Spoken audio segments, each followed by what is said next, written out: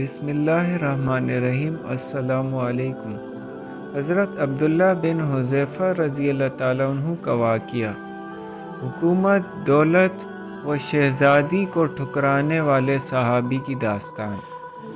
حافظ ابن کثیر رحمۃ اللہ علیہ اور حافظ ابن عساکر رحمۃ اللہ علیہ عبداللہ بن حذیفہ رضی اللہ تعالیٰ عنہ کا واقعہ بیان کرتے ہیں کہ آپ کو رومی کافروں نے قید کر لیا اور اپنے بادشاہ کے پاس پہنچا دیا۔ بادشاہ نے آپ سے کہا کہ تم نصرانی بن جاؤ، میں تمہیں اپنے راج پاٹ میں شریک کر لیتا ہوں اور اپنی شہزادی کو تمہارے نکاح میں دیتا ہوں۔ عبداللہ بن حذیفہ رضی اللہ تعالیٰ عنہ نے جواب دیا کہ یہ تو کیا، اگر تو اپنی بادشاہت مجھے دے دے اور تمام عرب کا راج بھی مجھے سونپ دے، اور یہ چاہے کہ میں ایک آنکھ جھپکنے کے برابر بھی اپنے دین محمد صلی اللہ علیہ وآلہ وسلم سے پھر جاؤں، تو یہ بھی ناممکن ہے۔ بادشاہ نے کہا، پھر تجھے قتل کر دوں گا۔ حضرت عبداللہ بن حذیفہ رضی اللہ تعالیٰ عنہ نے جواب دیا کہ ہاں، یہ تجھے اختیار ہے۔ چنانچہ اس وقت بادشاہ نے حکم دیا اور انہیں صلیب پر چڑھا دیا، اور تیر اندازوں نے قریب سے بحکم بادشاہ ان کے ہاتھ، پاؤں اور جسم چھیدنا شروع کر دیا۔ بار بار کہا جاتا کہ اب بھی نصرانیت قبول کر لو، اور آپ پورے صبر و استقلال سے فرماتے جاتے تھے کہ ہرگز نہیں۔ آخر بادشاہ نے حکم دیا کہ اسے سولی سے اتار لو اور پیتل کی بنی ہوئی دیگ خوب تپا کر آگ بنا کر لاؤ۔ چنانچہ وہ پیش ہوئی۔ بادشاہ نے ایک اور مسلمان قیدی کی بابت حکم دیا کہ اسے اس میں ڈال دو۔ اس وقت حضرت عبداللہ بن حذیفہ رضی اللہ تعالیٰ عنہ کی موجودگی میں آپ کے دیکھتے ہوئے اس مسلمان قیدی کو اس میں ڈال دیا گیا۔ وہ مسکین صحابی اس وقت چرمر ہو کر رہ گئے، گوشت پوست جل گیا اور ہڈیاں چمکنے لگی۔ پھر بادشاہ نے حضرت عبداللہ بن حذیفہ رضی اللہ تعالیٰ عنہ سے کہا کہ دیکھو، اب بھی وقت ہے، بات مان لو اور ہمارے مذہب قبول کر لو، ورنہ اسی آگ کی دیگ میں اسی طرح تمہیں بھی ڈال کر جلا دیا جائے گا۔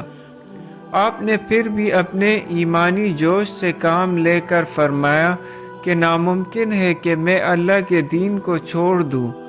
اسی وقت بادشاہ نے حکم دیا کہ انہیں چرخی پر چڑھا کر اس میں ڈال دو۔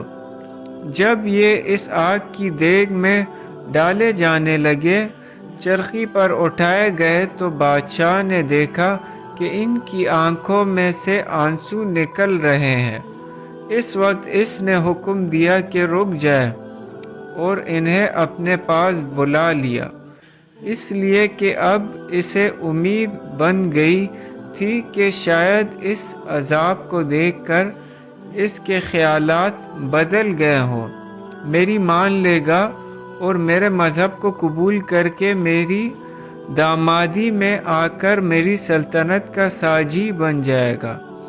لیکن بادشاہ کی یہ تمنا بے سود نکلی۔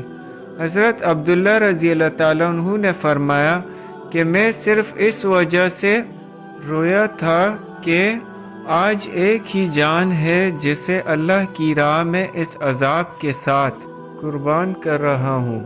کاش میرے روئے روئے میں ایک ایک جان ہوتی، تو آج سب کی سب جانیں اللہ کی راہ میں ایک ایک کر کے فدا کر دیتا۔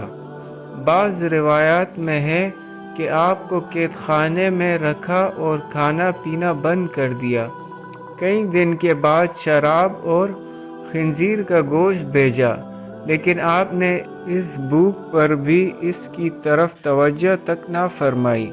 بادشاہ نے آپ کو بلوایا اور اسے نہ کھانے کا سبب دریافت کیا تو آپ نے جواب دیا کہ اس حالت میں میرے لیے جائز تو ہو گیا ہے، لیکن میں تجھ جیسے دشمن کو اپنے بارے میں خوش ہونے کا موقع بھی نہیں دینا چاہتا۔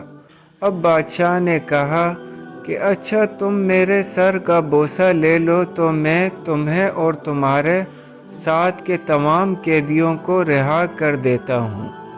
آپ نے اسے قبول فرما لیا اور اس کے سر کا بوسہ لے لیا، اور بادشاہ نے بھی اپنا وعدہ پورا کیا، آپ کو اور آپ کے ساتھیوں کو چھوڑ دیا۔ جب حضرت عبداللہ بن حذیفہ رضی اللہ تعالیٰ عنہ یہاں سے آزاد ہو کر حضرت عمر رضی اللہ تعالیٰ عنہ کے پاس پہنچے تو آپ نے انہیں بڑے ادب کے ساتھ منبر رسول صلی اللہ علیہ وآلہ وسلم پر بٹھایا اور فرمایا کہ عبداللہ اپنا واقعہ ہم کو سناؤ۔ چنانچہ جب آپ نے شروع کیا تو خلیفہ المسلمین رضی اللہ تعالیٰ عنہ کی آنکھوں سے آنسو بہنے لگے، تو حضرت عمر رضی اللہ تعالیٰ عنہ نے فرمایا کہ ہر مسلمان پر حق ہے کہ عبداللہ بن حذیفہ رضی اللہ تعالیٰ عنہ کی پیشانی چومے، اور میں ابتدا کرتا ہوں۔ یہ فرما کر پہلے آپ نے ان کے سر کا بوسہ لیا اور پھر جمع مسلمانوں نے۔ اللہم صلی علی محمد النبی الامی وعلی آلہ وسلم تسلیما۔ جزاک اللہ۔